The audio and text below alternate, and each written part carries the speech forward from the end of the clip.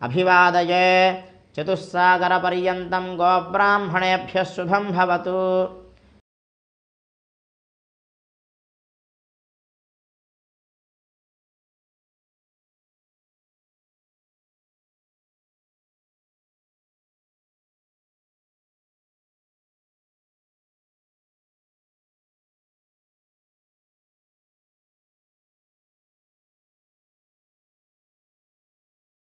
कायेन वाचा मनसेन्द्रियैर्वा बुद्ध्यात्मना वा प्रकृते स्वभावात् करोमि यद्यत् सकलं परस्मै नारायणायेति समर्पयामि।